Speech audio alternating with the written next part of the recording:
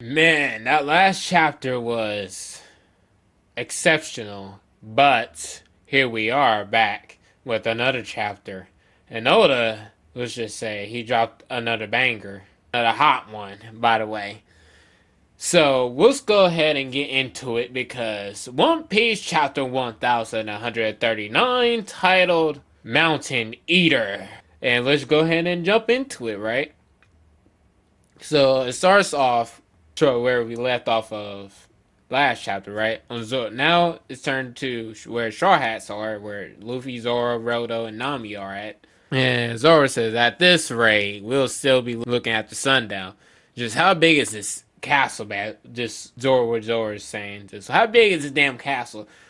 I'm so glad Zoro didn't wander off to God's know where the hell he would have went at, because if he would have, let's just say, went off by his own, he would have found the damn key by himself, regardless of where that damn thing was, right?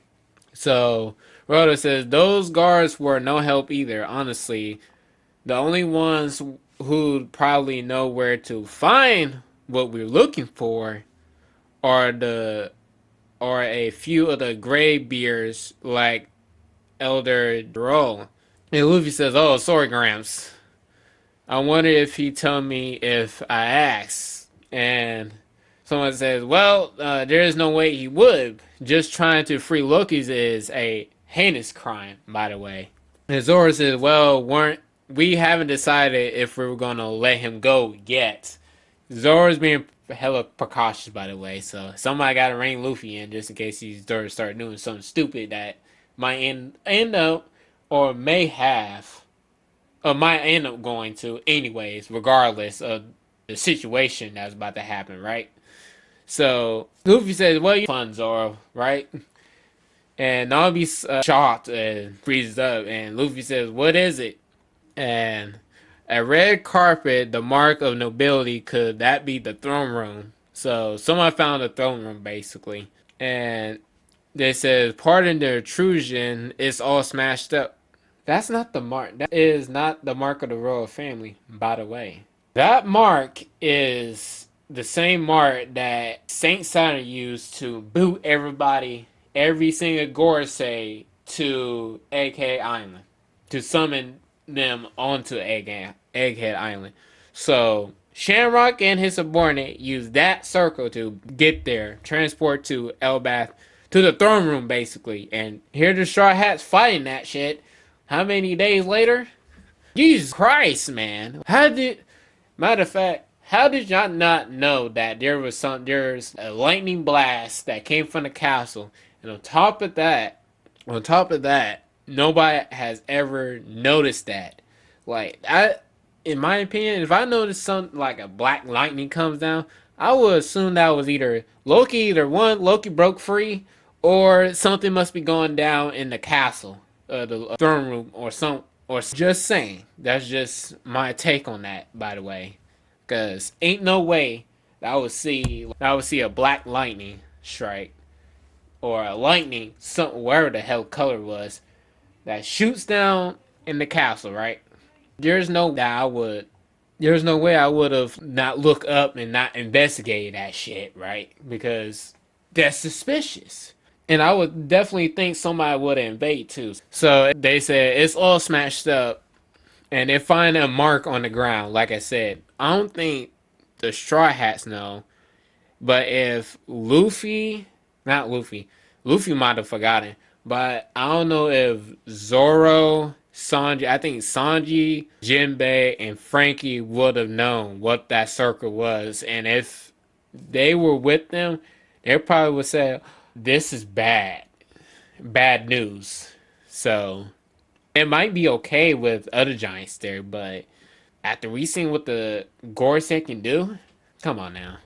Even five of them. If that wasn't Shamrock, and say if it wasn't Shamrock and all the rest, if the five Gorosei would have deployed themselves onto that island, oh wait, well, I would have thought to myself and been like, oh yeah, there's no way, because they would be covert as hell with it.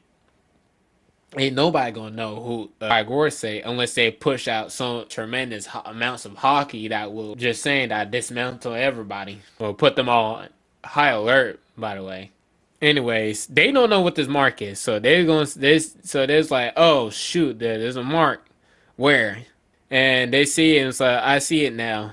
I've seen these in books before. It looks like a magic circle. Come on now. What's that? They apparently use them in rituals to summon demons in some countries. Does that really work? Beats me. Oh, by the way, Robin saw this too. By the way, so I don't. Well, anyway. Now Luffy, I gotta get to Luffy. He's thinking, but I think Luffy is just a dumbass. So let's just say that. He says, I feel like I saw something like this recently. And someone says, Straw Hat Luffy, who's there? Is it a demon? Oh, no way. Who said that? And it says, I've been wanting to meet you. And everybody's figuring out who this was because they think it was a demon that's been summoned from this magic circle. And all of a sudden, a battle axe comes flinging towards them. And it said, wait. And that puts Luffy and Zoro on high alert, basically. And they see a guy on top of a stone edge, a stone rock. And Luffy said, there's someone on the throne. I must say, I'm terribly sorry, Naruto. So, and they said, you're dead. That's Nami said. And well, Rhoda says, sir, what are you doing here? And I'm basically, I think Rhoda knows this person. Human resident of Elbath, ex-pirate Yasan. I felt a strange surge of hockey coming from here earlier. Looks like I missed wherever it caused it, but I'm glad I found y'all instead. He also said, I've heard the rumors about you, Straw Hat Luffy. They say you defeated Kaido. It's been ages since I've been to Wano. I'd love to go again. And Luffy's like, Surya. Most people on Elbaf call him Yasan. Didn't you meet Miss Ripley when you went to the school? They talking about that big tall woman, by the way. He's her partner? Oh, he's the dad of the big pipsqueak. I seen some of this going around too about him and her. And it's like, and the kid. And it's like, so you saying that's possible? Is that what you're trying to say? Now, Yasan says big pipsqueak. Well, you ain't wrong about that, as he says. So, you've already met Colin and Ripley. The boy's giant blood runs strong. He's always been too big for me to hold, basically. Can you believe he's 20? 20? You call that 20? I'll call that 15, 12, 13 years old. But 20? That must be part of, the years must have, but that giant's age and years probably look different to a human insert in terms of human years, right? So their aging process is up there. You don't look young until you hit that age in giant years, but in human years, look at Yasan. The man still got it. I can tell because he chucked that giant axe at him. Now he said something about Ripley. His wife said, Ed, Ripley is 80 years old. She's even older than I am, basically. And he says marrying a giant doesn't make sense. Not if I'm the only one getting old. And no kidding to think someone like you exists. He jumps down off the throne too and lands in front of us. And love knows no bounds. Mixed race people have existed throughout the history, as he explains it. Buccaneer, he names them off. Buccaneers, Dos Sondadas, long leg, long necks, Wutons. Such hybrids are rare and often struggle to thrive on their own, but in every era, there have always been those who are more flexible, if you know what I mean. Oh man, there's gonna be so many memes coming out of this chapter. I can already see it. Well, they're probably already out after this chapter, but shoot, seeing them and looking at this chapter, you got to be kidding me. You seem like an expert, Zoro says. Just who the hell are you, basically?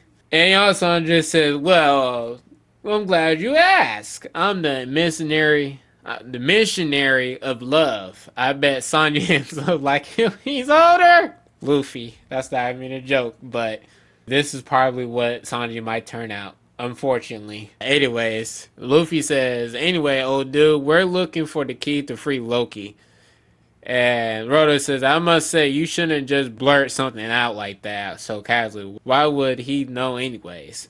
And Luffy, this is what I mean when I say Luffy can't keep a damn secret for worth of his life.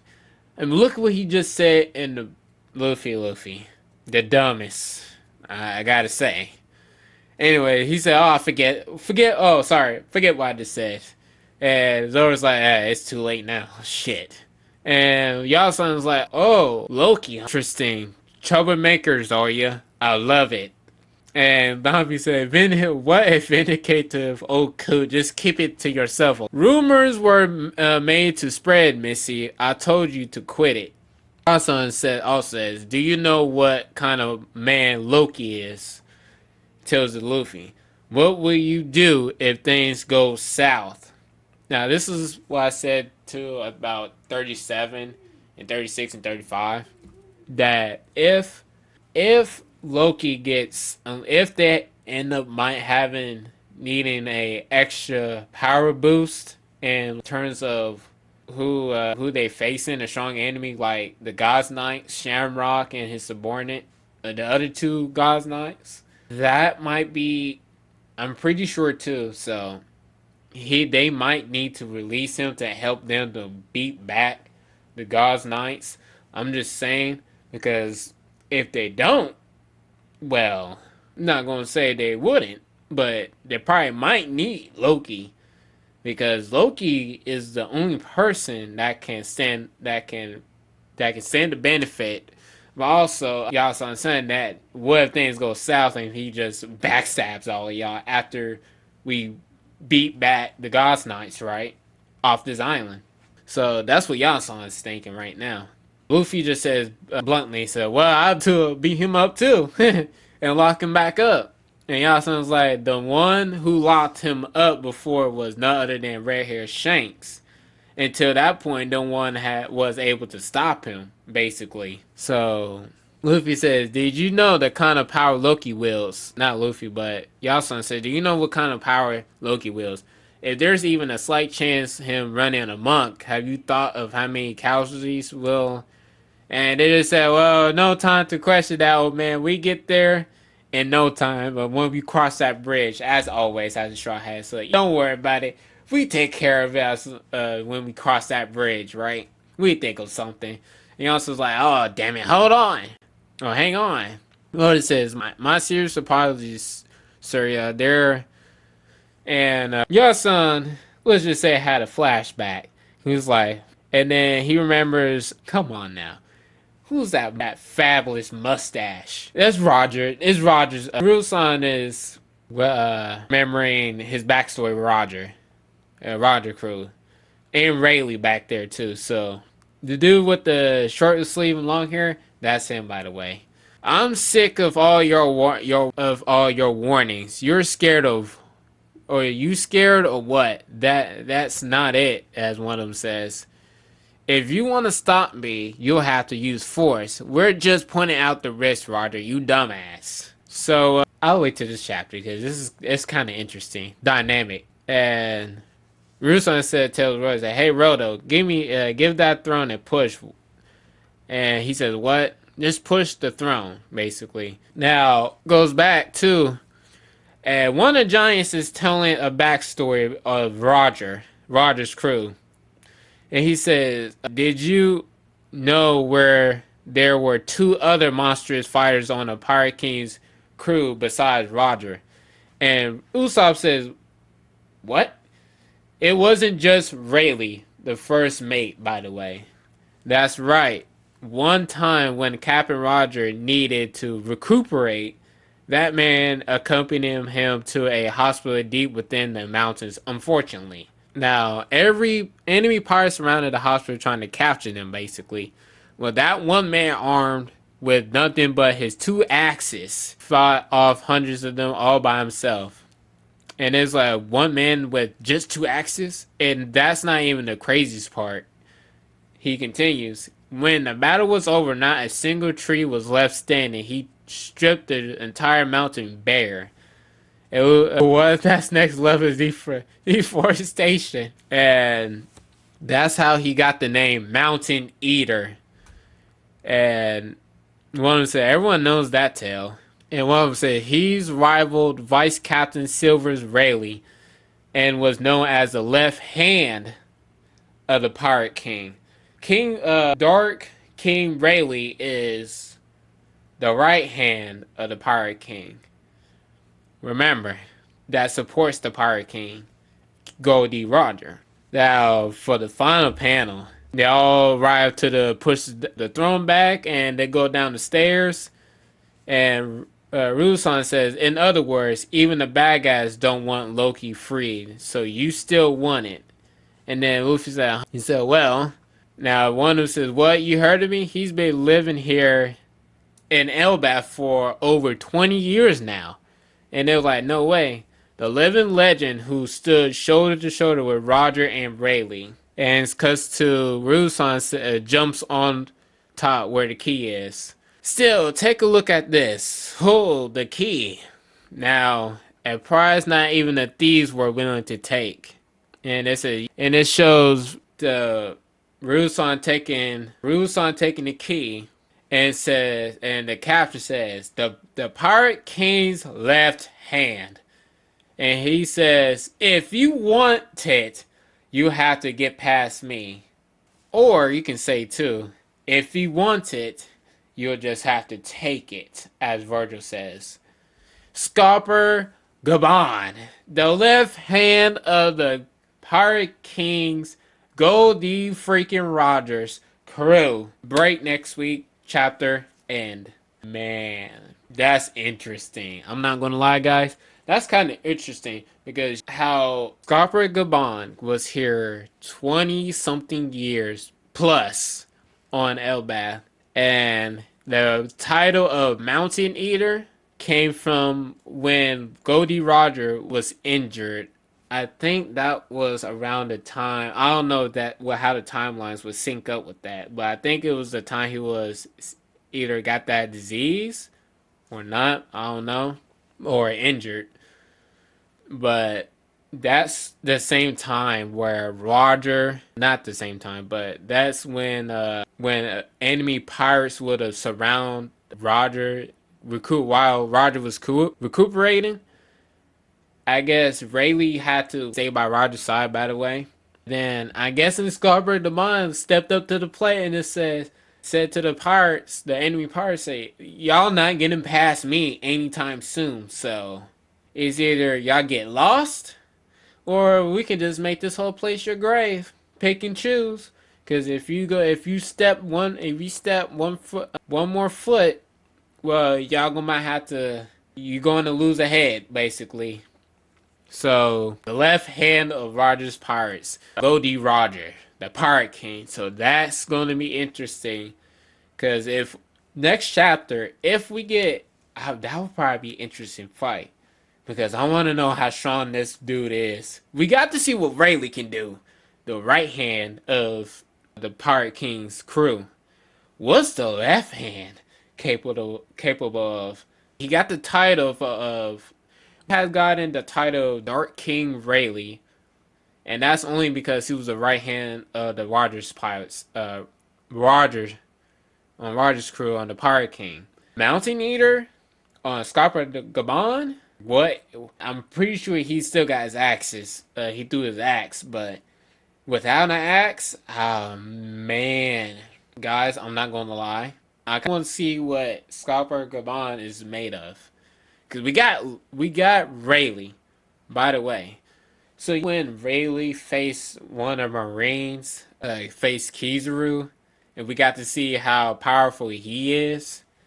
Now, think of Scarper Gaban when he faces Shamrock one-on-one, and we got to see a full-blown balls-out fight. Not balls-out fight, but a demonstration of what Scopper Bond can do. We have gotten Rayleigh's fight with Kizaru. We know how much capable he is in a fight, and that man still got it. He ain't playing around. So what can Silver's Ray got it, but he goes by two titles too. So what can Scarpa Gaban, Mountain Eater, can do? What can he do, right? So we saw the right hand. What's the left hand gonna do, right? How much power can he push out? Can he go? Can he fight the same level as Rayleigh can? Where he has to. Is this gonna be another situation, by the way, where Luffy has to retreat? Because if it is, then that's a problem in of itself, right? So that's gonna be interesting. Another thing is the backstory of how Roger and Scott Pagan clash against what island they have to take. That reminds me of Zoro. Well, the opposite of what Zoro and Sanji is, though, because, right? But that kind of reminds me of how Nami and Luffy is between trying to get. Well, I don't know what's a good parallel. You got Roger and Luffy. So who's the parallel between? Is it Ray? Not Rayleigh, but is it Scarpa Gaban and Nami? Or Scarpa Gaban and Usopp? Just saying. But parallels between that is Roger is between what this backstory is telling. Roger wants to go to an island, but Scott Bond says, hell no. Because if we go there, honest to God, 100%, 50%, probably 100%, we might end up dead. That our crew might end up dead at some point. So, or getting us in trouble that's waste of time, or getting us in trouble where we can't get ourselves out of. Basically, as Scarpa Gavan's backstory was him arguing against Roger, because he ended up calling Roger a dumbass because you're using you're going somewhere that's dangerous and that can put us your whole crew at risk, possibly killing one of us, mostly. So that's dangerous. And Roger's like, oh, if you want to stop me, you just use force to stop me, basically. And Scarpa Bond's like, I'm not even trying to fight you to use force.